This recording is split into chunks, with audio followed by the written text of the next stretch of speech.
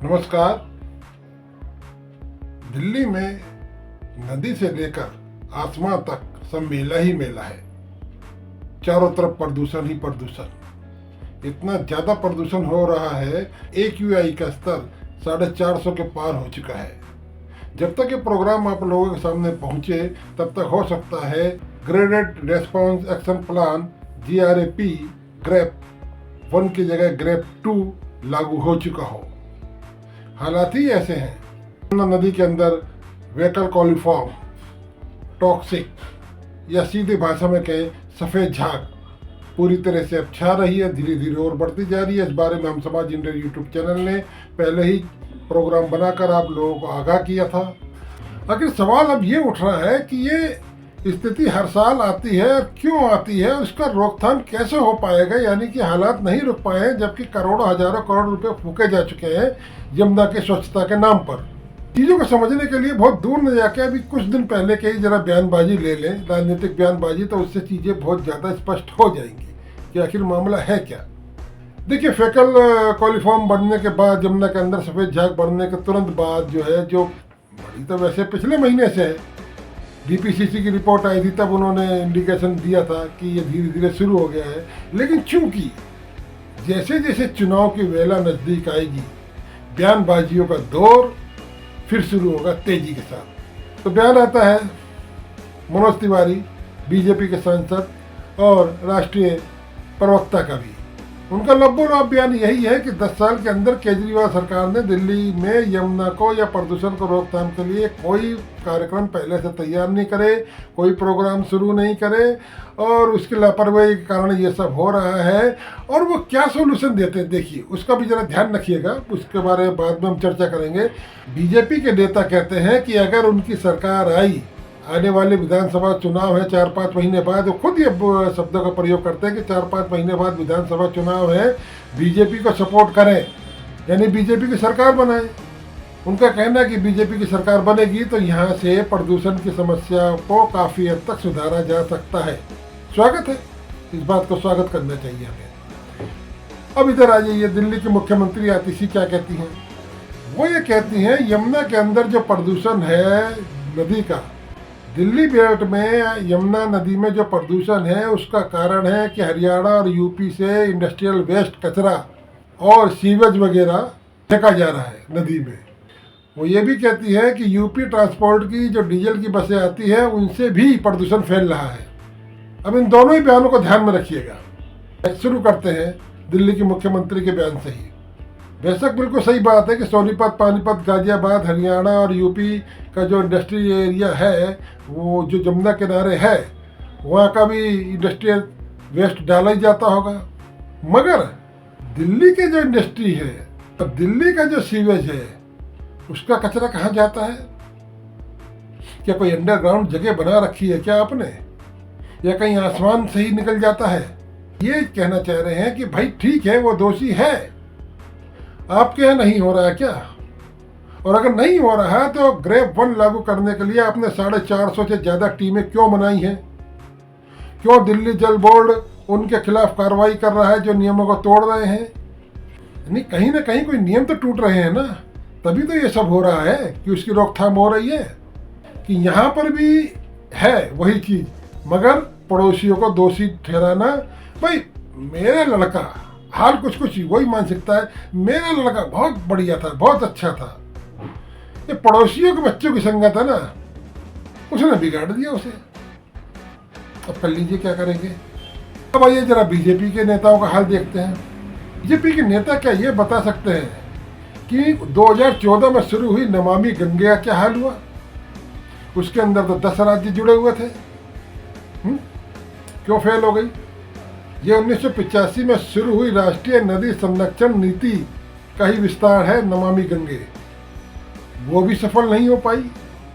उसके अंदर भी कई अड़चनें आई, नमामि गंगे भी सफल नहीं हो पाई। फिर आप किस आधार पर ये कह सकते हैं कि हम आए तो समस्या दूर हो जाएगी? सबसे बड़ी समस्या यही है, प्रदूषण पर अंकुश नहीं लग पाने का सबसे बड़ी वजह यही है कि जो सत्ता में है या जो सत्ता पाना चाहता है वो खुद को साहूकार मानता है और बताता है ढोल पीट पीट कर। दूसरा चोर है, निकम्मा है। प्रमुख नदियां बेशक राष्ट्रीय मुद्दा है, लेकिन कोई भी राष्ट्रीय मुद्दा स्टेट की सहमति, स्टेट के मर्जी के बगैर सफल नहीं हो सकती है। मगर हमें सत्ता की राजनीति के लिए एक दूसरे को चोर खुद को सिपाही बताने की जो प्रवृत्ति है, ये किसी भी योजना को, किसी भी नए कार्यक्रम को इम्प्लीमेंट ढंग से होने ही नहीं देती है।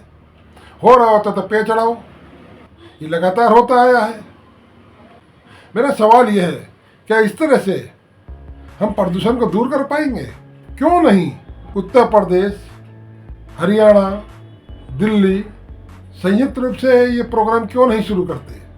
मगर राजनीति, इन सभी राज्यों का अगर एक संयुक्त कार्यक्रम बन जाए, सभी अपनी जिम्मेदारी लें कि हाँ, जमुना के अंदर हमने प्रदूषण को दूर करना है, तो विश्वास मानिए कुछ ही सालों के अंदर बहुत ही खुशनुमा माहौल आपको मिलेगा, बहुत ही खुशनुमा रिजल्ट आपको दिखाई देंगे। मगर उससे पहले करना क्या है? उससे पहले हमें नीतियां लागू करने से पहले हमें सतही राजनीति, उससे ऊपर उठना होगा। उससे अगर हम नहीं ऊपर उठे तो विश्वास मानिए 4 राज्य, अलग अलग पार्टी की सरकार, हमारा आपस में कोई तालमेल ही नहीं रहेगा। हम यहाँ भी चोर सिपाही का खेल खेलेंगे। 1985 में राष्ट्रीय नदी संरक्षण परियोजना आई, लागू अगले साल हुई, 10 राज्य जुड़े। क्या हुआ उसका भी? 2014 में नमामि गंगा के रूप में उसका विस्तार हुआ, लाखों करोड़ रुपए खर्च हुए। उसका भी क्या हुआ? क्या गंगा का प्रदूषण लेवल कम हुआ? वही कारण है कि हम राष्ट्र हित में नहीं सोच रहे हैं। हाँ, राष्ट्र हित में नारेबाजी जरूर करते हैं, ये तय बात है। युद्ध लड़ना या युद्ध वाली बातें करना राष्ट्र हित नहीं है। वो तो ठीक है, अगर दुश्मन ने हमारे ऊपर अटैक करा तो हमें तो सबको पूरे बाहुबल से लड़ना ही होगा, वो एक अलग है। लेकिन राष्ट्र हित हमेशा विकास से जुड़ा होता है। तो सवाल ये है कि हम अपनी सभ्यता संस्कृति को बचाना चाहते हैं या तबाह करना चाहते हैं? देखिए, एक बहुत छोटा सा उदाहरण है।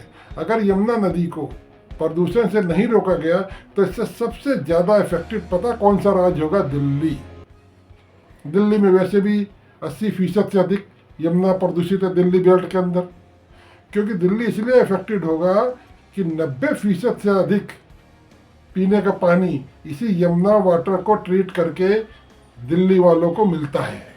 अब सोच लीजिए, जब यमुना लगातार प्रदूषित होगी, लगातार गंदी होती जाएगी, कितने परिवार यहाँ दिल्ली में रहना पसंद करेंगे? तब ताज़े मामले देखिए, जब अमोनिया की मात्रा ज़्यादा हो जाती है नदी के अंदर, ये सफ़ेद झाग ज़्यादा हो जाती है, तो ट्रीटमेंट प्लांट कई बंद हो जाते हैं ना, क्योंकि पानी उनको ऐसा नहीं मिल पाता कि जिसको वो ट्रीटेड कर सकें। तो हाय हाय होती है पूरी दिल्ली भर में। अब भी कुछ दिनों बाद ये स्थिति आ जाए दिल्ली में तो कोई बड़ी बात नहीं है, हर साल का ही किस्सा है। इस नदी को बचाने के लिए इस नदी सबसे बड़ा उपाय यही है कि जब हम संयुक्त रूप से अपनी राजनीतिक गंदगी को यहाँ से निकाल कर जब हम संयुक्त रूप से जुड़ेंगे और कुछ करेंगे, तभी यमुना का प्रदूषण हम दूर कर सकते हैं, दिल्ली वालों की प्यास बुझा सकते हैं। वरना भूल जाइए, नारे लगाइए, तालियां बजाइए और अपने आप में खुश रहिए कि हाँ, हम ही सबसे ज़्यादा ईमानदार हैं।